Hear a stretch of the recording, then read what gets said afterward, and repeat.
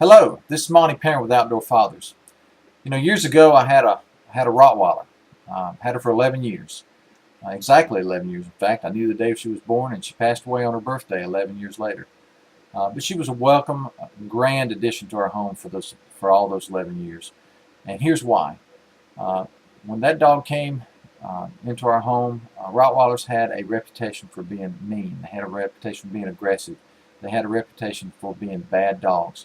And the fact was, they were just big, powerful animals who got a bad rap, in my opinion, because they've been mishandled. For the ones that were aggressive, in my opinion, that was the case.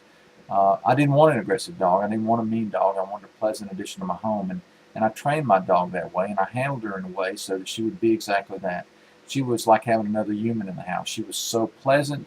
I trusted her so much. We'd have strangers come to the home, and sometimes, like, the pizza man would come. We'd order a pizza, and the pizza delivery man would come, and we had a window right next to our door, and she would stick her head in that window and bark like a man-eating Rottweiler. And I would open the door and say, "Kill, Aspen," and she would go out and just wag her nub. And the problem was her tail had been docked so short you couldn't see nothing but her butt wiggling.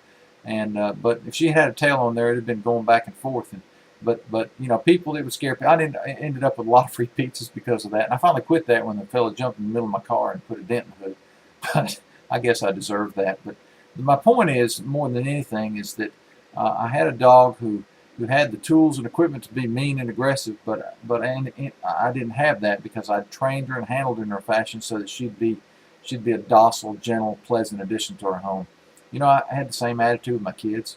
There are people out there that think they think there are just bad children or bad people, and I'm not a psychologist, and I'm not gonna say that's the case or it's not the case. I'm going to say this. Only thing I could control in my own case was how I trained and handled my children. And I decided that I was going to have children that were well prepared for life, that were well behaved, and children that became a part of my home, and worked and lived within certain parameters where they could their talents and abilities could flourish, but they knew exactly how far they could go and how far they could stretch things. I heard a man say years ago that people are really only babies are born with two fears, falling and loud noises. And I don't know whether that's true or not, but he also made the point that everything else negative they learned.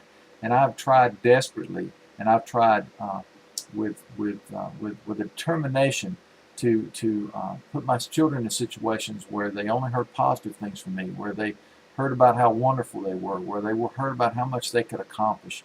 And because of that, I have children that are a blessing to have in my home. When my youngest child was born, he cried for the first 5 months of his life, literally almost nonstop. If he was awake, he was crying. And the day he crawled, he quit crying. And I understood, because he had a strong will, he didn't have motor skills, and he was angry. I'd have people say, "Oh, is that baby colicky?" I said, "No, he's just mad." Anyway, and when he stopped crying the day he crawled, I understood. And I also understood that I was going to have to zero in on this child and help him utilize those. I always considered that strong will of his an asset. And guess what? It's become exactly that. My son is a natural born leader. And what my job has become to help him know where his parameters were, and then help him develop the people skills that would allow him to utilize his natural talents, that talent of being a natural leader.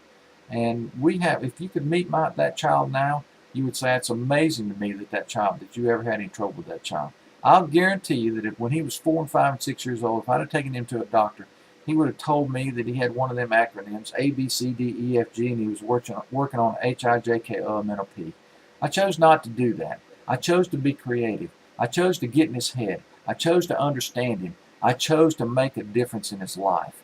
And what a difference it has made. We have an amazing young man in our home who, if you could meet, you would say, "This child has never been a problem, has he?" You know what? He hasn't been a problem. He's been a blessing. And I'm so glad to have him. This is Monty Parent with Outdoor Fathers. Get outdoors.